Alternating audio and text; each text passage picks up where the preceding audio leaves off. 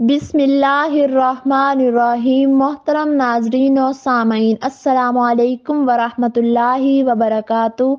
नमाज के बाद 3 बार अस्तगफिरुल्लाह क्यों पढ़ा जाता है? अस्तगफिरुल्लाह पढ़ने के फ़ज़ाइल और बरक़ात।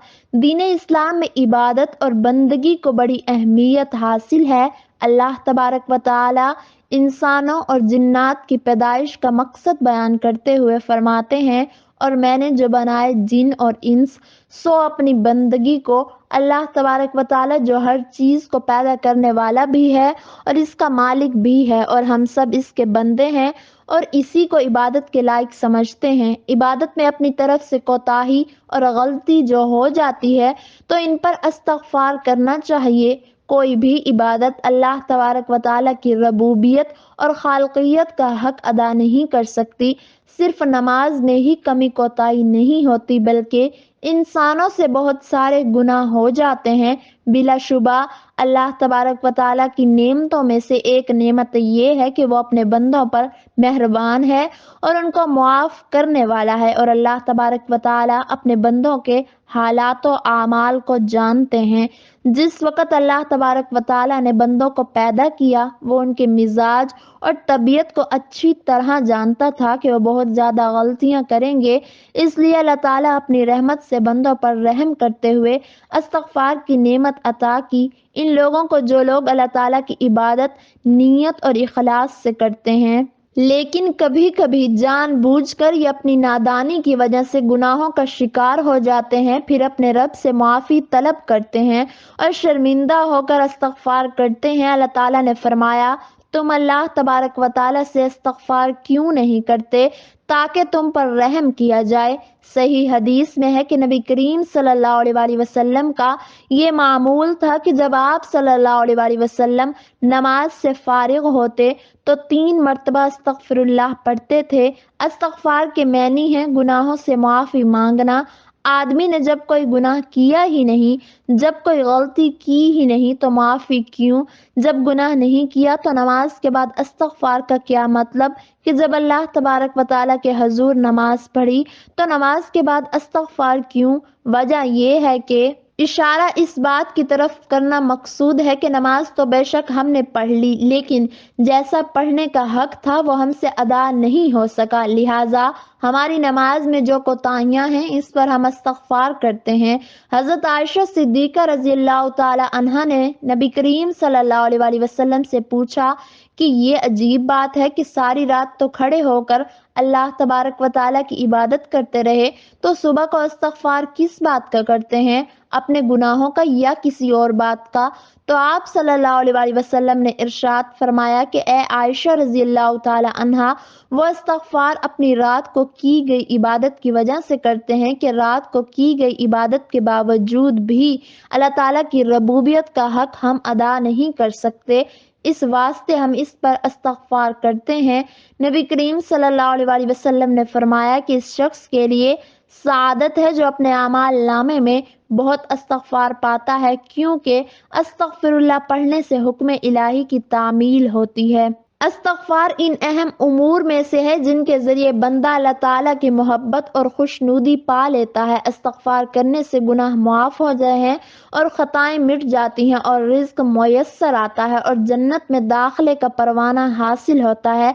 अस्तग़फिरुल्लाह से बलाएं टल जाती हैं और अस्तग़फिरुल्लाह मरने के बाद आदमी के दर्जात बुलंदी का बाइस बनता है। अस्तग़फिरुल्लाह के पढ़ने से दिल को पाकीज़गी हासिल होती है। अस्तग़फिरुल्लाह से बे औलादों को औलाद मिलती है और सेहत और तंदुरुस्ती कायम रहती है। कुरान मजीद में इरशाद है, और मैंने कहा कि अपने रब से अपने गुनाह बख्शवाओ और मुआफ़ी मांगो, वो यकीनन बड़ा बख्शने वाला है। वो तुम पर आसमान को खूब बरसता हुआ भेज देगा और तुम्हें खूब पेदर पे माल और औलाद में तरक्की देगा और तुम्हें बागात देगा और तुम्हारे लिए नहरें निकाल देगा। हज़रत अनस रज़ियल्लाहु ताला अन्हो से रिवायत है कि नबी करीम सल्लल्लाहु अलैहि वसल्लम ने फरमाया, निगरानी करने वाले 2 फरिश्ते यानी आमाल लिखने वाले अल्लाह ताला की बारगाह में کسی بھی روز کسی کا اعمال نامہ پیش کرتے ہیں اور اس کے اول اور آخر میں استغفار لکھا ہوتا ہے تو اللہ تعالیٰ فرماتا ہے کہ میں نے اپنے بندے کا وہ سب کچھ معاف کر دیا جو اس کے نامہ اعمال کے اول اور آخر کے درمیان ہے۔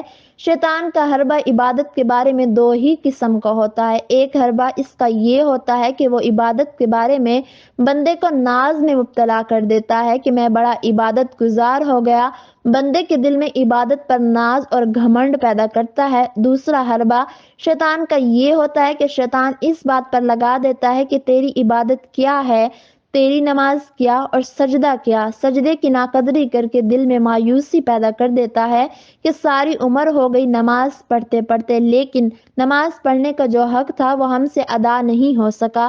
جب وہ حق ادا نہیں ہوتا تو نماز پڑھنے کا کیا فائدہ؟ تو یہ مایوسی شیطان دل میں پیدا کر دیتا ہے۔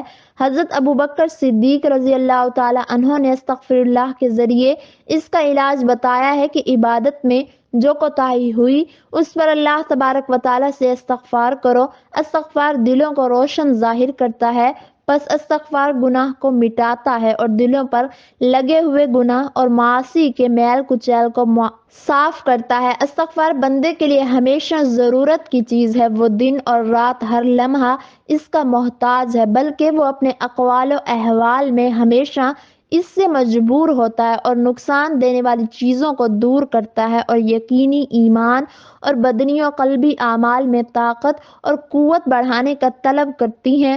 استغفار وقار اور حق گوئی عطا کرتا ہے، اس لیے جو شخص یہ پسند کرے کہ اللہ اس سے بردباری کا معاملہ کرے تو اس کے لیے مناسب ہے کہ وہ استغفار سے مزین ہو، کیونکہ استغفار بندے کو بردباری اور وقار کا عادی بناتا ہے اور اس سے زبان صحیح رہتی ہے اور اس کو حق گوئی اور حق بیانی کا عادی بناتا ہے۔ استغفار سے عبادت کی کثرت اور دنیا میں زہد و تقوی پیدا ہوتا ہے، پس استغفار کے لیے ندامت اور توبہ ضروری ہے اور یہ عبادات کے اندر زیادہ تر مطلوب ہوتا ہے۔ استغفار سے گناہ مٹتے ہیں اور درجات بلند ہوتے ہیں۔ یہ اس بے بس آدمی کے لیے کشادہ راہ ہے جس کے لیے زمین تمام تر وسعتوں کے باوجود تنگ پڑ گئی ہے۔ وہ مایوس شخص جو اپنے آپ سے اکتا گیا ہے اور وہ پریشانی کے باعث تنگ دلی کا شکار رہتا ہے۔ استغفر اللہ اس کی مایوسی اور پریشانی دور کر کے اسے نئی زندگی عطا کرتا ہے اور فراخ دلی سے آشنا کرتا ہے۔ حضرت صدیق اکبر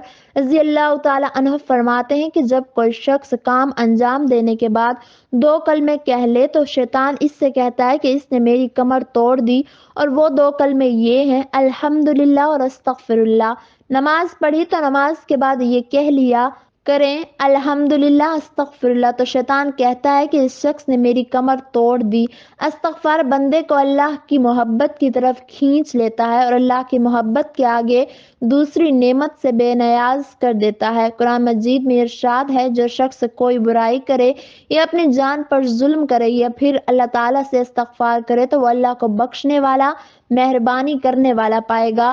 علی بن ابی طالب رضی اللہ تعالی عنہ سے روایت ہے کہ آپ صلی اللہ علیہ وسلم نے فرمایا روئے زمین پر اللہ کے عذاب سے بچنے کے لیے دو طرح کا امان تھا، جس میں سے ایک کو اٹھا لیا گیا اور دوسرا ابھی موجود ہے، اس کو مضبوطی سے پکڑ لو۔ وہ امان جو اٹھا لیا گیا وہ اللہ کے رسول صلی اللہ علیہ وسلم تھے اور دوسرا امان استغفار ہے۔ اللہ سے دعا ہے کہ اللہ تعالی ہم سب کو نیک اعمال کرنے کی توفیق عطا فرمائے اور ہمیں استغفار کرنے کی توفیق عطا فرمائے اور ہمارا خاتمہ ایمان پر فرمائے، آمین ثم آمین۔